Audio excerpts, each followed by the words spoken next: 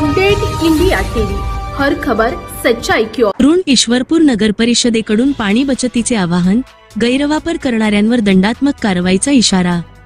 उरुण ईश्वरपूर नगर परिषदेकडून शहरातील नागरिकांना पाणी बचतीचे आवाहन करण्यात आले आहे। भारतीय हवामान विभागाने यावर्षी एल निनोच्या प्रभावामुळे पर्जन्यमान घटण्याची शक्यता वर्तविल्याने तसेच कोयना धरणातील पाणीसाठा कमी झाल्यामुळे कृष्णा नदीतील पाणी पातळी सातत्याने घटत असल्याची माहिती नगर परिषदेकडून देण्यात आली आहे। नगर परिषदेने प्रसिद्ध केलेल्या सार्वजनिक आवाहनात उपलब्ध जलस्रोतांचा विचार करून पिण्याच्या पाण्याला सर्वोच्च प्राधान्य देण्यात येत असल्याचे स्पष्ट केले आहे। यासाठी धरणातील आवश्यक जलसाठा केवळ पिण्याच्या पाण्यासाठी राखीव ठेवण्यात येणार असल्याचेही नमूद करण्यात आले आहे।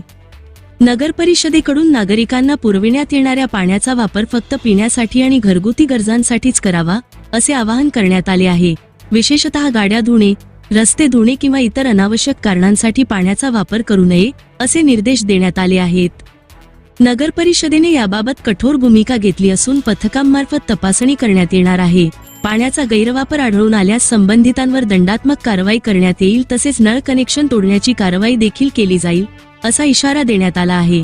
पाणीटंचाईची संभाव्य परिस्थिती लक्षात घेता नागरिकांनी पाण्याचा अपव्यय टाळून नगर परिषदेला सहकार्य करावे, असे आवाहन मुख्याधिकाऱ्यांनी केले आहे।